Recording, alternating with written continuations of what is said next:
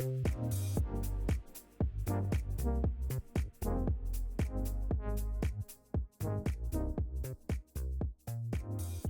everybody. Welcome to today's podcast. Today is kind of special because we are spotlighting our members. So, if you've been with the Dream Mentorship family for a while now, you know we're a membership based organization. So, what that means is that we have members from all over, basically in the US and some international as well who are part of the Dream Mentorship community. We provide resources, mentoring, training for our members.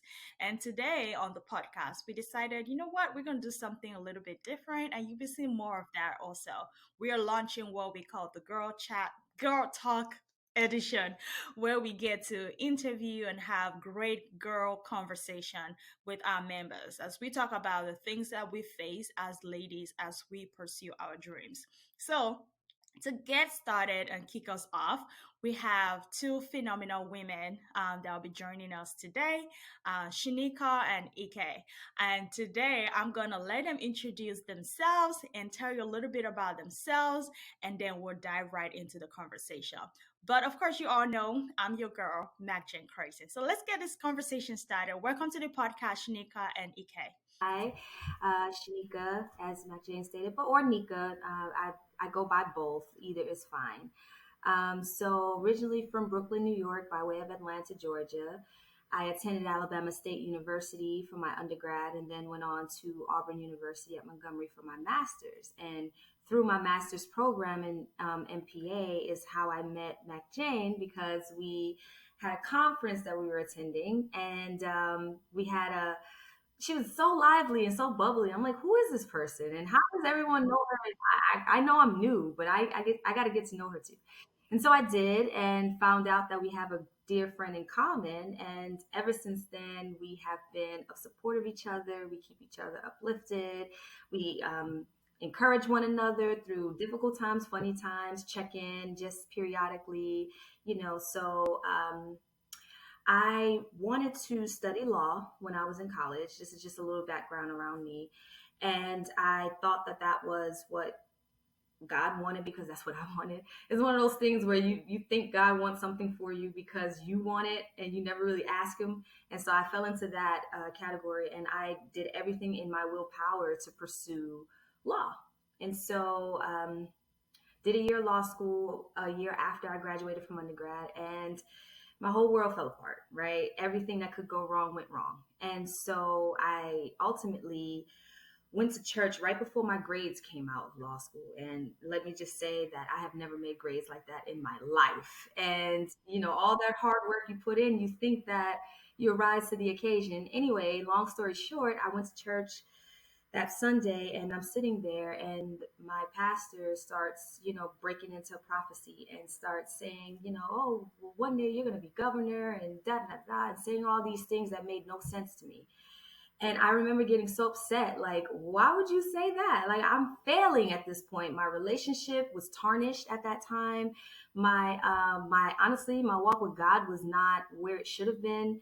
Not that I stopped believing, it's just that I wasn't doing my part. School was a mess. My car broke down. I mean, literally everything that could go wrong went wrong. And I had no job, no schooling at this point. Everything was just horrible. And so hearing that and looking at my life, I'm like, this can't be right. So I fell into a depression for about, I don't know, a couple months or so. And I wasn't happy. I couldn't see the light at the end of the tunnel. And I just couldn't understand how I went from graduating magna cum laude in undergrad to this pit hole that I'm in right now. And how do you get out of that? And so I cried myself into dehydration, basically. I had to take sleeping pills and sleeping anything to get me to sleep and knock myself out, right? So finally, God made sure that I didn't stay in that slumber too long. So I found myself crying full of tears, and I heard him the clearest I've ever heard him before in my life. And he said, now that I have your attention, get up, go and apply and get your master's in public administration. God knew I didn't want to go into government. I didn't. I wanted law. And he knew he had to get me to a place where I couldn't kick and scream and fight that anymore. And so at the end of the day, I reached out to Blessing, who's I shared earlier is a dear friend of both myself and Mac Jane, and she was already in the program. And he gave me clear instructions on what to do. Long story short, got in, started doing stuff with ICMA. And then after my internship, my mentor told me to apply for the ICMA fellowship program, which is basically giving newly grad students an opportunity to get into local government, to either be groomed to be a city manager or any other director role or leadership for that matter. And so it's very competitive. You have students applying from throughout the entire nation, some of them international. And so imagine that everyone is the cream of the crop and everyone looks great on paper. So how do you select? And I was nervous, and I had a deep feeling that I wasn't going to stay in Atlanta. I had moved back after I was done with grad school. And lo and behold, got the offer to move to Chicago, but work for the city of Evanston, which is like basically what Mountain Brook is to Birmingham. It's a, highfalutin suburb that sits right at the north border of Chicago. And I work out of the city manager's office now. And I must say it's shining. I work on various projects and assessment. I actually did one initiative a couple weeks ago that landed us to be an All-American Cities finalist. So that would mean that the National Civic League we have to present, and hopefully we'll become one of the cities that will be a winner. To be a finalist is an honor, but to win the whole thing would be great. So I lead a lot of things, and I'm still, trusting that wherever my career is taking me in government, I'm more happy with no preparation of my own that in this than I was when I was planning for law. So I didn't mean to take too much time in explaining that, but I kind of had to start from the beginning to the end so many could understand, why I'm so joyful in a career I didn't even know I wanted or I would flourish in or I thought was for me and what I had to go through to get there. So that's it. Yeah, I love it. I love it, Nika. And I mean, I know your personal story, but to hear it also from this perspective, there's a lot I want to unpack. But before we get into, dissecting some of the valuable things that you mentioned, let's get to know Ike, and then we'll come back to that conversation because you did say a lot that I want us to unpack. So, Ike, tell everyone listening or watching more about you and what you're currently doing. Okay. Hi, everyone, and thank you, Mike Jane, for having me. I'm Ike Oyewole, but people around here call me Ike. I mean, it's easier, so I just go by Ike. Um, I grew up in Nigeria most part of my life, and that was where I did my undergrad at Obafemi Awolowo University, OAU. And after that, I worked with the finance industry in Nigeria, and then came over for my master's in Texas A&M for a master's in management and leadership. All along, I've always known that I wanted to do something with managing people. I just didn't know how exactly it was going to be. I wanted to be many things growing up. I wanted to be a banker. I wanted to be a lawyer. I wanted to be um, a radio person, a TV personality. Like I had so many dreams growing up, and I always felt like I could do anything. So management and leadership was something that I really wanted to do. So I came in, I worked with that, worked with career professional development while I was in school, going into communities, talking to teenage girls, giving them, some fire and inspiring them to do something. And of course, thereafter, I went back into finance. But currently, I am out of the finance industry because I finally decided to go with what I always wanted to do and what God wanted me to do. All my life, the only thing that really gives me the most joy, as much as I love working in the finance industry, what gives me the most joy is when I sit in a group of teenage girls and I talk to them and help them in whatever way, especially the ones that are broken or the ones who've made a mistake before. These are the girls that the society usually just puts them behind or puts them in a corner, or it just gives up on them. The parents give up on them. They give up on themselves. And so with that, And of course, with the instructions from the Holy Spirit, we started a faith based Christian teenage group organization called Lighthouse Girls. Um, we started working with different projects in December, but finally got incorporated in Texas in February. Yeah, thanks to Mike Jane for putting me through all of the paperwork and everything. So basically, we share the life of Christ with teenage girls because we believe that in discovering your purpose, why not go to the person who actually wrote that purpose and created you? So we try to talk to them first about God, help them to know God, and then from there they can begin to discover who He wants them to be and what He wants them to be. And a certain group that we're trying to focus on, they're teenage girls who end up being pregnant. That's why we're coming up with a project called Flutters and Faith. Basically, these girls, especially in the community where we live here in Bexar County, Texas, there's a lot of teenage pregnancies. Right now in Texas, we rank higher than many other states when it comes to teenage pregnancies. And this is a big issue because, you have dreams cut short, you have lives being lost because many of these kids die because they're born prematurely. These are issues, and it just eats into the potential that girls all over the world can actually have. So in December, we started identifying, issues in different environments because Nigeria is my roots. So I do have a leg there and definitely here in Texas, USA. And so we came up with one of the issues, we had to look at one of the issues that we were dealing with in the Nigerian community and the teenage girls. And the rape culture was something that, you know, really it's always been on my mind, because I experienced rape myself. And so I thought about it, like if I knew how to defend myself, I probably would not have been raped. And so we came up with this project called Guard Up, where we brought teenage girls together and we tried to train them. We got experts on self defense and we got them to train the girls on how to defend themselves. And so, after the project, because we had to do it virtually because of COVID, so we had girls from different parts of the country, logged in. We had people from Belgium, from different states in the country, and, they all came together and it was really successful. And ever since then, I've been getting calls like, when are we doing the next one? And honestly, I didn't think it was going to be that successful or that it was going to be something that we could continue to do.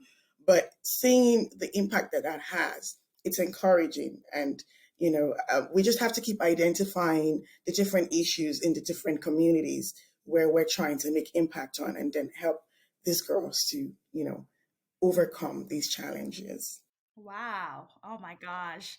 Ike, I know your story and I'm super, super excited about your nonprofit because I know with our first mentoring section, and then you sent me your report and like, hey, I did it. So it's super encouraging and it's also encouraging for us at Dream Mentorship to see that the work that we do here it's also making an impact in someone's life. And then also very importantly some of the things that you mentioned, it's you also being very vulnerable right here and just sharing some really key things that a lot of women are going through that they never ever say. I'm sure if we took a poll, almost we all know one person at least who has either been raped or who knows somebody who was pregnant as a teenager or some of the issues that you mentioned they are important and that's why I wanted us to have this girl talk edition where we get to talk about those real life moments of those limitations of those fears of those things that in the normal sense of the word could prevent a young woman from accomplishing her dreams but you can turn it around and make it to be what empowers you to be successful. So I'm going to kind of start on that because Nika also talked about depression which is a huge thing right now. So many, especially with the virtual life, people are getting overwhelmed with schoolwork, getting overwhelmed at work, and those who are even moms or wives are getting overwhelmed with all those different things. Those who are new business owners are trying to figure it out. And sometimes when you have so much going on, it's easy to fall into that depression or like, oh, I don't even know what I'm doing. This doesn't make any sense at all. So let's unpack some of the things that you all talked about. And let's kind of start from your experience. What can you identify as some of the fears or limitations that stop women from pursuing their dreams? Sure, yeah. I would speak for me personally. A lot of the fears and limitations, even now, is, not for me, it's not doing what I was purposed here to do, and being able to accomplish that. I'm very hard on myself. And I think that because of that, failure hits like most, right? It hits you in the gut. And, because of failing is not something that I like to equate myself with, but I understand that that's part of life and you kind of need to go through that, honestly, to succeed. Um, I don't really care too much about what people think about me per se or what people's expectations. I used to. That was a big fear of mine. That's why I really pursued law, or I thought I wanted to pursue it, because I was supposed to. First of all, I'm Guyanese, okay? So in our culture, it's either you're a doctor, you're a lawyer, you're an engineer. Other than that, you're a disgraced family. So it's like, okay, what do I want to do that I know is going to make my family proud? And God had to sit me down and tell me, well, what have you done to prepare yourself for law? And I'm like, well, I went to law school. I mean, it doesn't, and he's like, okay, and what have you done to prepare yourself for government? And when he started to list down literally everything I've done since middle school has been government related, and I had no idea. I didn't picture that. So I cared more about what people thought, which one shouldn't. That brings a lot of pressure and fear. Um, I don't anymore. I mean, of course, I want to feel appreciated and valued, but not to the point where if someone doesn't, I'm torn apart and I'm no longer whole. Um, I would say, like, my other fear is just, again, not fulfilling my potential and being all that I know I can be. I don't mind having lazy days, but I'm just not a lazy minded person. And so I can't see myself having all this in me, right? And not being able to utilize that to touch someone else's life or to yeah, it's not even about me. I don't even look at it like, oh, I'm trying to be this person because I want to be the best. No, I really want to be able to influence as many people as I can, especially women, especially Black women, especially immigrants, to this country, because I'm a product of that. And so not only am I a product of it, but I understand that world so much and how much we lack. And I just fear not fulfilling the biggest potential in giving that back. I'm big on giving back. I'm big on giving back in time, giving back in money or resources if I can, whatever the areas that I can give. So um, that would be the biggest fear. And I think that a lot of women, especially young women, they have a tendency of not really knowing who they are. Right. And it takes time. I mean, I still don't even know who I am half the time. I wake up like, who am I today? And so, I think that that's the biggest thing, because insecurity plays into bad relationships. It plays into a man saying one thing to you that leads you into a domestic violence or sexual abuse or etc. And a lot of different things. And that's no one's fault. It's just a matter of knowing, finding that gumption of getting to know who you are and really allowing yourself to flourish and making mistakes. Mistakes is okay. It's just not being hung up on that. And so I think that too is a hindrance for women sometimes. I know it was for me. Like, I didn't never thought I was perfect, but I certainly didn't want to keep making too many of the same mistakes. So that's what my fears or my perspective has been. I really do love it. I can relate. I totally can relate to some of the things that you shared. And that's so powerful to have that realization. Like, you know what? These are my fears. I own it. I embrace it. But then what next? How do I overcome and how do I move forward from that. So it's super important for us as women to get to that point where we're like, hey, I know it, I know my weaknesses. Part of the exercise we do with the Dream Mentorship community is, what I mean, for our interns, people that work with our team, is what are your strengths, what are your weaknesses? And it's always like a weird question to ask, like, what, you want to know my weaknesses? But it's super important that you get to know who you are. When you know your weaknesses, it's easier for you to navigate and say, hey, okay, I know this about me, I know what my fear is, now I can get over the hump and focus more on my strengths. Kind of talking more about that, Ike, what would you say that you saw as some of your weaknesses or some of your fears? Yeah, I mean, going off of where Nika stopped, I totally can relate with her because really in our culture, especially in Africa, it's either you're a doctor or a lawyer, engineer, or that's it, like, or everybody else. So, so yeah, I understand like the societal pressures and fears, but I never had that though. I've always been this person that I knew that whatever it is I did, I was going to be successful. But interestingly, one thing that scares me most, one of my fears, is actually my vision. Like every time I think about my vision, I'm like, can I really do that? And it scares me, like it scares the living daylight out of me. And sometimes my vision scares me so much that I just lay in bed, I just want to sleep because I'm afraid that I don't think I can do this. So I know it's strange because a lot of people would think, oh, I don't have a big dream and that's what scares them. I'm scared about how big my dream is. And so that really, really scares me. But the good side of the fear, because there's another side of the fear that gets me out of bed, is that part of when I eventually die and I go meet my creator. And I just want to hear those words, well done.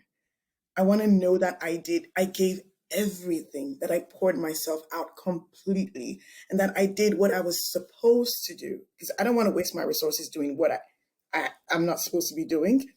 So I try to seek him every day. Am I doing what you asked me to do? And that is that fear that gets me out of bed. While the other one keeps me in bed, this one gets me out of it. So, yeah. And honestly, I am so afraid of my vision. Like every single day when I wake up, I'm like, can I do this? And I know there are a lot of women who actually have big dreams and they're afraid. Like, is it possible? I mean, the society does not expect you to dream this big, especially, everybody says it's a man's world, and where we come from in Nigeria, I mean, women all over the world face these things. We face these challenges, and people expect you to be a little lower than your male counterparts. So when you're having dreams that are even bigger than what your male counterparts are achieving, it looks like, am I not asking for too much? So these are fears that women actually deal with every day, and I am not exempted. I agree with you, EK, and first of all, I think we all have that fear over how big our dreams are. It definitely does keep us under the covers. You're like, no, I don't want to get up because this is too big. And I say that even sometimes with our dream mentorship team, they probably hear me like I go off with ideas, and then after the meeting, I'm like sitting down there like, Mac Jane, what in the world were you thinking? Like, how are you going to accomplish this? One of those big dreams for us is that we want to reach 2021 women this year. I have no idea how we're going to accomplish that. That is a huge dream. It scares me, and because I'm like, okay, I've put it out there. I've put it there. Now people know. So by the time December comes, people are gonna be like, Mac Jane, did you all meet 2021 women?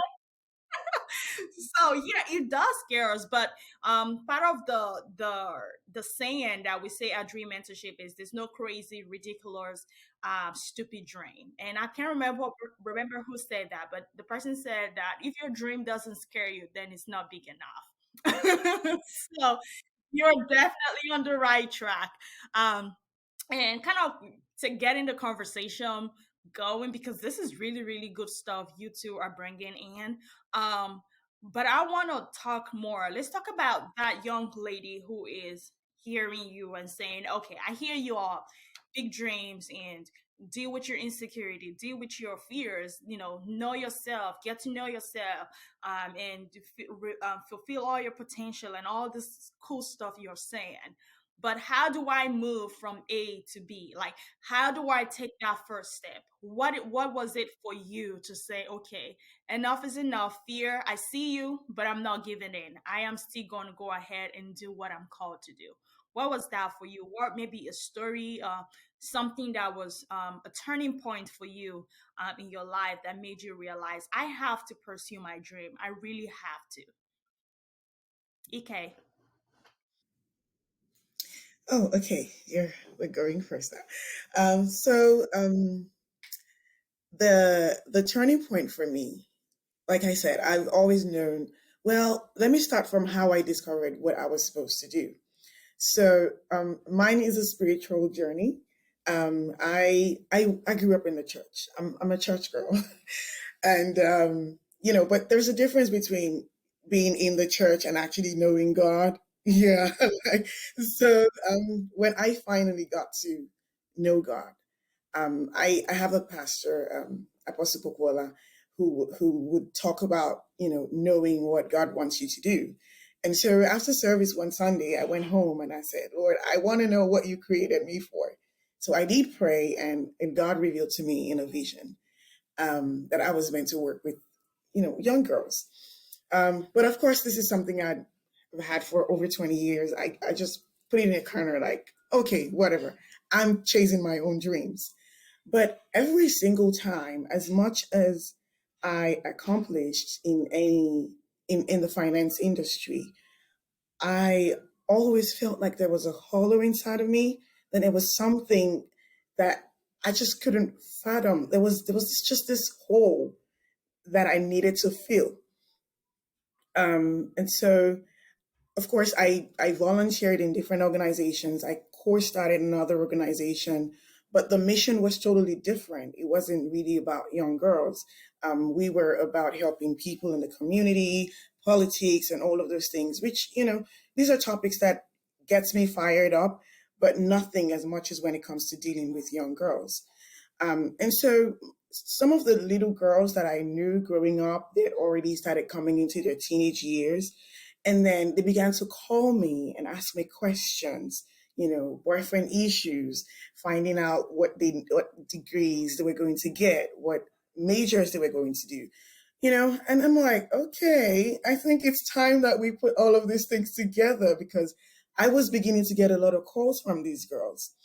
And also, when I was working with career and professional development, we would go into the community. It was part of our, work project.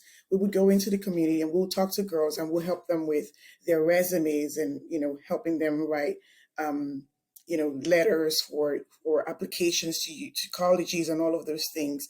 And I was beginning to see the problems, the issues that these girls were facing. A lot of those issues were psychological. There was no support from home. Many of them didn't believe that they could go to college because their parents had told them they were not smart enough. These were issues that we were dealing with in the community, especially with minorities. And I just could not believe that the situation was that bad because I always had a support system growing up. I always believed I could do whatever I wanted to do.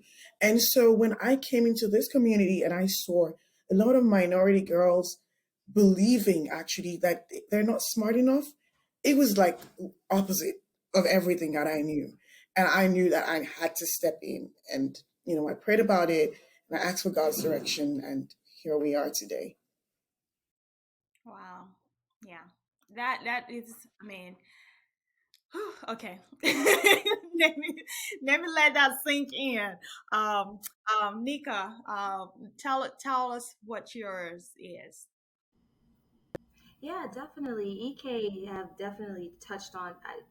You and I have a lot of similarities, and I love that. And so it's real. Like I so love that you said a lot. I think for me, my turning point, and I touched on it earlier in my intro, was my depression phase.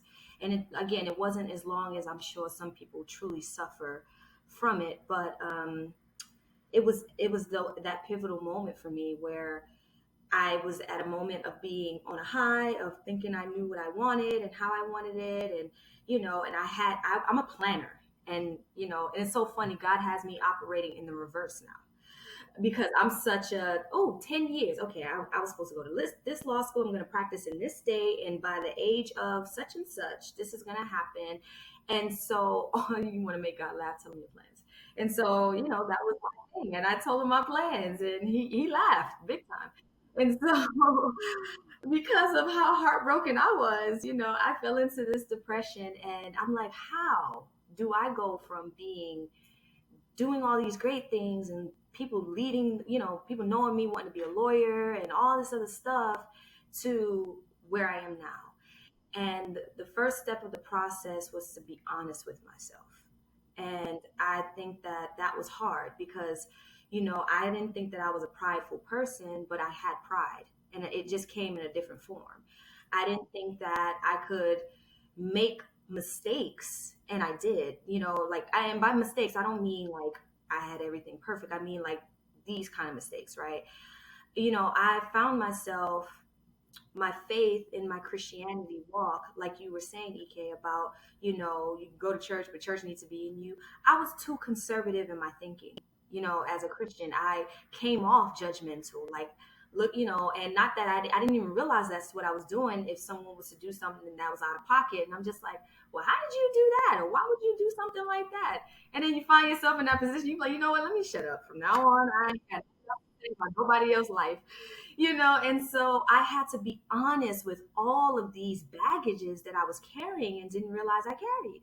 And so now my relationship with God is way less. I'm not as what's the word? I'm not as boxed in my thinking. I allow myself to fly more. And so now, it's so funny. Again, I went from planning to this is how I wanted life to be with law and all this other stuff to now I'm legit following his plans and I have no plan. Like it sounds so backwards and it's crazy, right? And so God had me do something a couple of months ago. I was watching a TD Jakes. I watch TD Jakes every morning for 30 minutes. I have to start my day off with him, right? Or with any, centerness of God. And so I was watching and he was like, write the vision, write it, say it, and then run it, or write it, read it, run it. Yeah, it was 3 R's.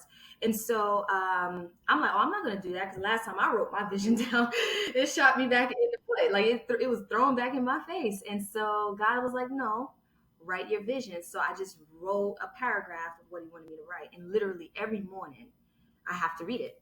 I read it every morning to remind me. And like you were saying, Ike, it's scary, right? It's just like, this is scary because I don't know what my next steps are. I don't know what position in government I'm going to be in. I have no clue what state I'll be representing when I do so.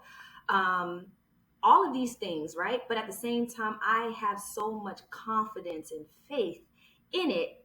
And I don't have a plan. I'm literally cruising with whatever his plan. And so, but it took a lot of, again, just being honest with myself, being honest with God and letting him know how sorry I was for where my mind was. And how, again, not knocking conservative Christians or anybody at all, but I had to realize that I couldn't be that and then want to go touch people and have to work and lead people. God has always told me I was going to lead people. And I just thought he was joking, quite frankly. I'm like, I think you might need to pick somebody else because I like to be in the background. I like to, help and support and, but I don't need to be the person that's doing it. But then he had to show me my heart. And so the first step for me again was after coming out of picking myself back up and not crying any more of those tears, I got myself together and I was like, okay, follow your plan. Whatever you say to do, I'll do it. And there's been times God say something, I'm like, are you sure? Like on a scale of 1 to 10, 10 being absolutely, where are we with this, right? And so But my relationship with God is what really is the step. Just being able, you have to trust Him. I mean, he may say things that may sound crazy. I'm sure Abraham thought the same thing with his son when he's getting ready to sacrifice him. But at the same time, you have to have that relationship where you know what God is saying for you, and not try to put that stigma of what Christianity foundation should be for everybody. It's not going to be the same for everyone. And I think that that was my biggest hangup. I had to remember that and, shift my mindset, shift my attitude and how I interact with people, because I'm never in the business of offending anybody. I accept everyone for who they are, where they are. And he had to teach me that, though, because I did not have that mindset. And in order for him to do that, I had to do the hardest thing, which was be honest with myself. Look at the woman in the mirror and say, hey, you have issues and these are your issues. And you either going to deal with it and confront it, or you're going to keep going through the same thing over and over until you get it right. And I don't want to do that. So that's what I did. And, I'm as transparent as I can be, because I have nothing to be ashamed about any of my past. You ask me a question, I'm going to tell you. So be careful what you ask me, because I will tell you the truth, and I'm going to be as transparent. There's no conversation that's off limits to me, and I can't say that I've always had that mindset of how open I am now compared to where I was before. Yeah, it's interesting. What Nika said is so true, like 100%. When she was talking about the plan, like, she's really organized and everything. Luckily, I'm not that kind of person because I can understand what the pressure could be. And I think that's another problem that we're having, especially amongst women and teenage girls. You have this plan, you think you want to have achieved this, and you put a lot of pressure on yourself, and that definitely would lead to depression if you're not able to achieve all of those things. And she mentioned, you mentioned the depression part and everything, and I mean that definitely will lead to depression. One question I have to ask every time is, when I speak to someone and they're like, oh, I have a plan, I want to do this. It's good. Well, it's really good to have a plan, but then I think um, planning is overemphasized, because sometimes you don't even know what you're doing when you're doing this, when you're drafting this plan. You didn't ask the person who created you and who has the ultimate plan to say, okay, is this what you want me to do at this time? Whose plan, yours or the one who controls everything? Sometimes there are some situations that are beyond our control, but because we have a plan and we think, and don't get me wrong, I'm not saying it's bad to plan. I mean, it's good to have a plan, a draft, whatever it is, but you should be flexible as well. And this is me telling someone out there, you have a plan, you drafted something, you want to achieve this. It's great. But if things don't happen the way you expect it to happen, don't kill yourself about it. Look, when you ask people who have gone before you, if you ask Oprah or anybody else, they're going to tell you, I wanted to do this at this time, it didn't work, and then I did this. There's always an alternative. So don't kill yourself about it. Don't beat yourself up. As long as you know you've done everything in your power to achieve whatever you set out to do, and it's not working, go back to the drawing table. Go back to the person who created you. Ask him, what do you want me to do? Check yourself, check your situation, check everything around you. What is the universe pushing me to? And I mean, I don't want to use the word universe, but I mean the circumstances around me. What's it leading me to? What's it showing me? What's it shoving me in what direction? And these are things that could help. But I totally feel you on that depression part and the plan thing. And oh my God, I always beat myself up for not having a structured plan, because in college we read all these mentorship books and everything, and they would tell you have a plan what you're going to achieve in 5 years, in 10 years, in 15, in 20. I did that. I really did that. I think I'm one of the fortunate ones who actually had a plan in the direction of where I am now. um, I looked at my plan book some weeks ago, and interestingly, I'm actually doing what I said I was going to be doing now. But I was fortunate because when I was putting those things down, I was actually in the place of prayer. And even though I did not achieve everything on the plan, the key milestones that I wanted to turn, I actually am there. Not because I did anything supernatural or, I'm so dedicated. I didn't even see the plan for like 10 years. I just stumbled on the book. So don't beat yourself about it. Do plan, yes, but remember, before you do the plan, ask Him, ask God for direction. Yeah. Yeah. And well, it's sad we have to end the conversation. We can keep going, but you are really, really shared some really great nuggets for our listeners. Even the fact that you plan, yes, but be also open to that life happens really, even to those who plan everything to the T. We are Dream Mentorship. We're a big advocate for what we call the SMART goals model that we use. But at the same time, we're also big on what's God asking you to do. What is your identity? What are you called to do? What I'm called to do is different from what Nicka is called to do, or what Ike is called to do. We're all called to do different things. You have to find your own path, your own purpose, your own dream. You have to go that path and not what everyone expects you to do. And that's super important that like Ike, you brought that out. And a lot of times, like Nicka was saying earlier on, we plan certain things and God laughs. Like, okay, you think you're going to do that? I'm a prime example. I've always written my dreams down. Like, oh, I want to do this. I want to marry and such. My wedding's gonna be on a white horse and blah blah blah. And I have all this fancy stuff written down. I'm gonna have this number of keys at this time. I'm going to become a doctor at this age, and I'll be working in such and such office and that. And God is just like, okay, Mac Jenna, so you're just gonna depict what you're gonna do, right? And that's the reality of many of us. And right now, I look at my life and I'm like, you know what? I am so thankful that God did not answer some prayers. Like, God, thank you. Thank you that I didn't marry what I thought I needed. Thank you that I accomplish this, that, and that. Like Ike has so many dreams of I wanted to do radio, I want to be an author, I wanted to be I mean the only thing I didn't want to be is a lawyer. So but I really wanted to be a lot of things. uh, so God definitely knows how to order our steps. He definitely knows where each of us need to be in life. And like you're saying, don't fret about it. Don't, beat yourself up if things don't happen the way you think they should happen.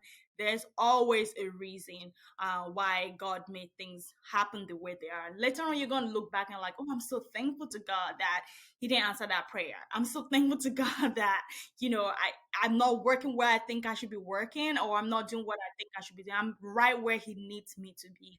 And that's totally okay. So as we head out today in this podcast, on a lighter note, what is a fun fact about you that nobody would ever think just looking at you? I'll start with Nicka. I that's so funny. There's a lot of honestly.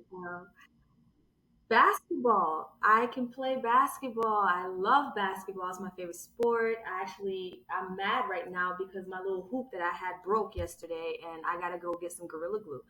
And so basketball, cooking.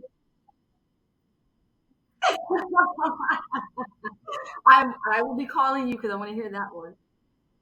But yeah, dancing. I used to dance, so I still love dancing. So between dancing, basketball, um, eating and cooking food, right? Not a baker. And so those are some fun things. I love to travel. I love movies. I can quote movies and music all day. And I don't know if you can see this, but I'm a wine girl. So I love wine. I I'm a wine girl. I plan to go to Napa Valley one day and do the wine tour. I did one in Israel when I went to visit in Israel, and so that's when I fell in love with wine. Was when they actually taught me the grapes and the different tastings of it and the pairings of the food, which is what my appreciation for wine came from. So yeah, those are some fun facts about me. Yeah, fun. I didn't know about the basketball, so I think that one threw me off. But that's great. Now I know. Yeah, EK, what about you? One thing about me, honestly, I'm just a very serious girl. I am trying to figure out what's fun about me. But what I would say is, I'm a makeup junkie. Yeah, I acquire makeup every single time. Like every new product, I just want to try it. I just love makeup. Like I'm a makeup girl. Um, yeah. So, if in fact, I'm thinking about doing like declutter my makeup box or something, give it out as gifts to some girls in the community. Like I gather everything from high brands to low brands, from Fenty all the way to Maybelline. Like I just gather everything. So yeah, just play with it. And as much as I gather it, I many days I go without makeup. Like I think this is the first time I'm making up in maybe I've made up like twice or three times this year. Like, yeah, but it doesn't mean that when the next fancy product comes out, I'm not getting it. I definitely am trusting it. Yeah. Well, this that is so cool. I wouldn't have guessed that about you, EK too. But yeah, like I said, your makeup today was wow. I loved it, and I'm not great. I try to put on makeup because I do a lot of meetings, but no, I'm not great. I'm not great at it. So I kudos to those who can, who know what is what. Kudos to them. Yeah, all right. Well, this is it, people. Let us know how you liked this podcast. I hope the girl talk was what you expected it to be and more. If you want to hear more girl talk, let us know. We want to keep this going. We're going to be spotlighting a lot of our members as well, and hearing their stories of how they are pursuing their dreams, and kind of share about that real life part of us. You know, we're all girls, we're all women. We have things that we all face. There's no perfect woman out there. There's no superwoman really, and we just want to bring that authentic realness to what it is about being a woman and pursuing your dreams. So that's what this podcast conversation would be. So if you would like to know more, if you even like to be featured, send us an email, send us a message. We would love to connect with you. Share this podcast with a friend, someone who would enjoy listening to the stories, who would also be inspired and encouraged as well. And you also, if you are thinking about mentoring or you need help figuring out what's next for you, whether that is starting your own business, your own nonprofit like Ike, or you're an accomplished young lady like Shanika, and you still want to be a part of the Dream Mentorship community, we are looking for you. You are exactly who we need, and we want to ask you to please connect with us and become a member of our community. It's super easy to do that. All you have to do is head onto our website at dreammentorship.org and the join the Dream Mentorship community right there. Okay. And if you have questions about that, feel free to let us know. We'll be glad to help you. And also, if your mom, auntie, grandpa, uncle watching this and you know a young lady that you can support or a young lady that Dream Mentorship will be a great fit for, we want to encourage you to please support us. And how you can do that is you can become involved if you're a young woman, CEO or an industry expert. You can be a mentor to some of the ladies that we have here. And also you can make a donation to our organization, which is tax deductible. And of course, if there are other ideas that you have about getting involved with our community, our nonprofit, we'd love to hear from you. Please send us a message as well.